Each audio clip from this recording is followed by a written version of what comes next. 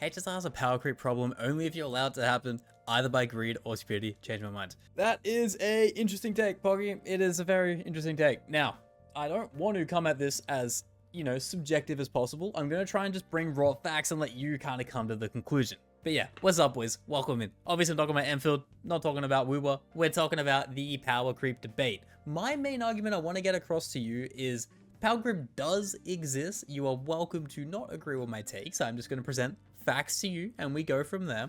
As well as they are trying to push and pressure pay to win being a thing as the game goes on, alright? And if you do disagree with my takes or you would like to elaborate more with being on my side of this, please let me know in the comments below. As well, if you do like, please like and subscribe, and also dislike if you disagree. I want constructive criticism. Let's not be toxic about it, okay? So this popped up on Twitter over the past day and it's been going crazy, okay? Everyone's kind of disagreeing with it, or, you know, Poggy believes he's 100% in the right, which everyone, each to their own. I'm trying to start no drama. But I just don't understand the mindset of saying power creep doesn't exist. The fact that you can say it doesn't exist is an absolutely insane statement. So we have had arguments that the game is getting harder, but it's not getting harder for the reasons you may think. It's getting harder for one thing and one thing only: HP inflation. As you can see as far over here, this is the same patch, by the way. This is 2.7, 1.6 million HP, and then on the MOC rerun, 2.3. What are we doing? It is a insane increase. It's almost a 25% increase, and it's not making the game harder, it's just making enemies girthier, and that's not really how you should do power creep. It should be more skill based, you know what I mean?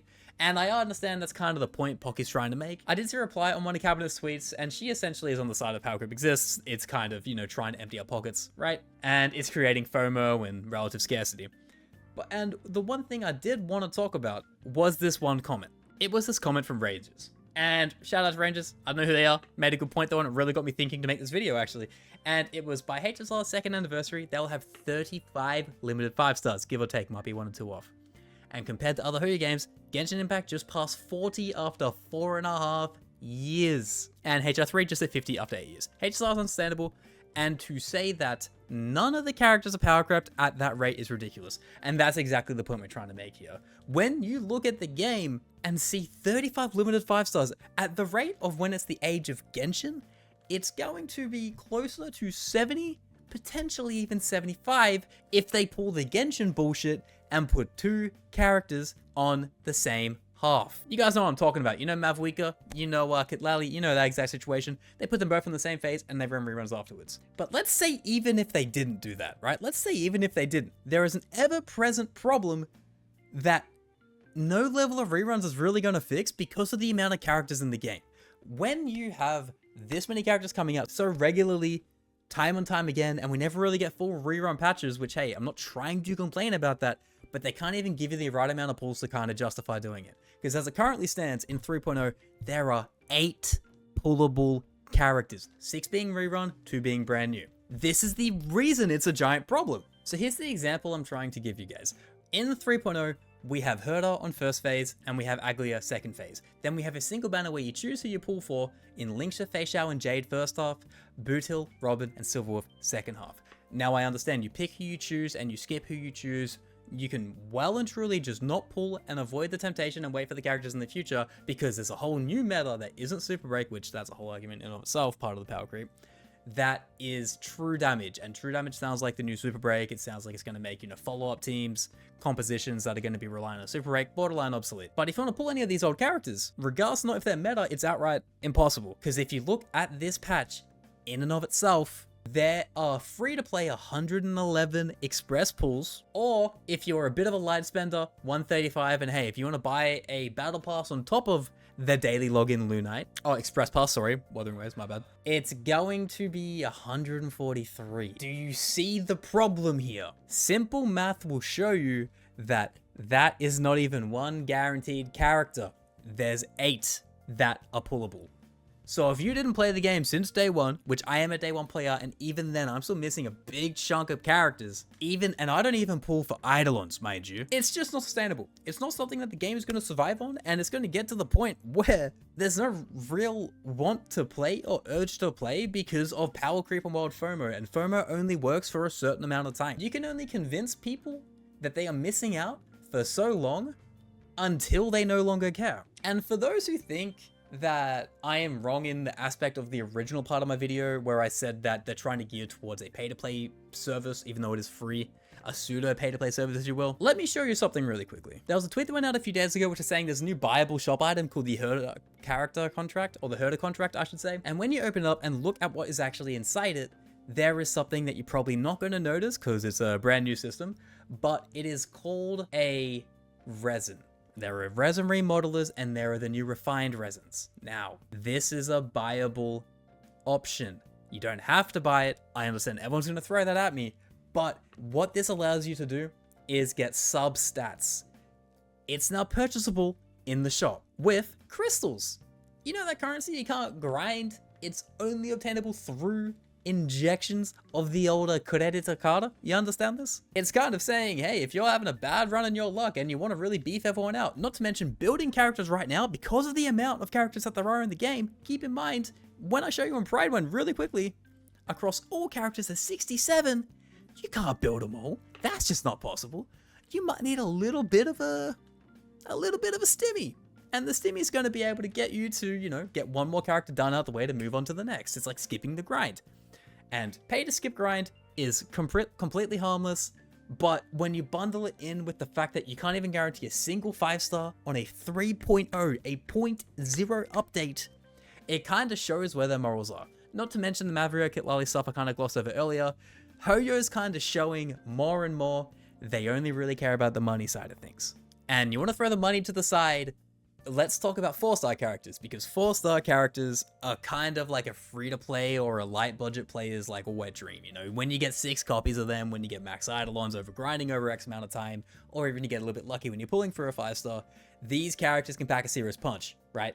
Shay Enjoyer, Hanya Enjoyer, these characters I love. I can't put them down, they are fun, but they're not really that good given the meta change and the power creep and the problems that they have with kind of instructing and pushing a meta, but they never repeat metas. So it's like you have a character that's only viable for a certain amount of time, and bing bang bosh, they go on forever, right? They're kind of donezo.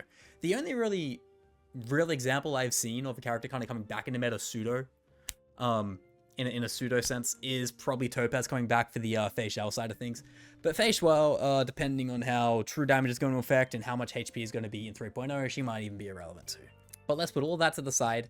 Let's talk about 4-stars, because that is kind of an insane argument as well when you want to put 5 stars to the side, because 4 stars are fairly attainable. So in the game, there are 67 characters, 4 stars is 23.